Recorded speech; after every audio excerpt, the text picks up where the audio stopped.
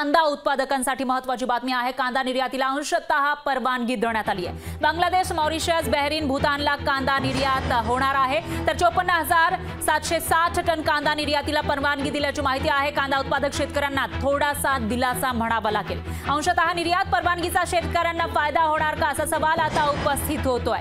तर केंद्र सरकारने कांदा निर्यातीला अंशतः परवानगी दिली आहे। कांदा उत्पादक शेतकऱ्यांना आता बांगलादेश, मॉरिशस, बहरीन आणि भूतान या देशांमध्ये कांदा निर्यातीला परवानगी देण्यात आली आहे। तर या देशांमध्ये 54,760 टन कांदा निर्यात करता येणार आहे।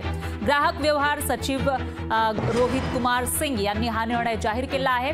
तर अंशतः निर्यात परवानगीचा शेतकऱ्यांना फायदा होणार का असा सवाल उपस्थित होतोय।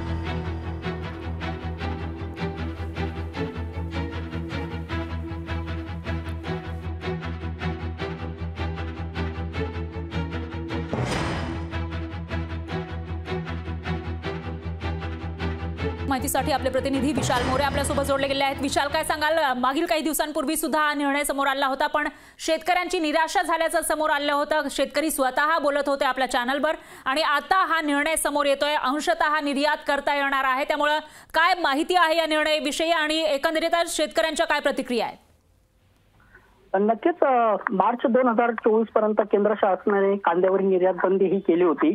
मात्र काही दिवसांपूर्वी पुन्हा ती निर्यात बंदी खुली केल्याचे बातम्या ह्या प्रसारित होत होत्या। मात्र पाहिजे परफेक्ट जे नोटिफिकेशन होतं ते न मिळाल्यामुळे कांदा मार्केट जे व्यापारी आहेत आणि शेतकरी आहेत त्यांच्यामध्ये कुठेतरी द्विधा मनस्थिती झाली होती, आणि त्याचा परिणाम कुठेतरी क्विंटल मागे पुन्हा 520 रुपयांची ही जी घसरण होती ही कांद्याची झाली होती। आणि आता पुन्हा कांद्यासोबत जे कांदा निर्यात जी बंदी आहे ही कुठेतरी उठवण्याचा प्रयत्न आता केंद्र सरकारने घेतलेला आहे। त्याचा जो आहे व्यापाऱ्यांना बांगलादेश, मॉरिशस, बहरीन, भूतान या देशात 54,760 टन कांदा हा निर्यात करण्याची जी परवानगी आहे ही ग्राहक व्यवहार सचिव रोहित कुमार सिंग यांनी केली आहे।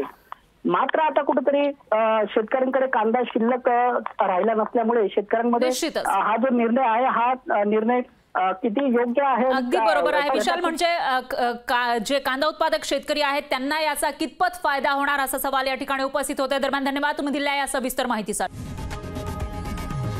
लोकशाही मराठी ऐका, पहा, जागरूक रहा।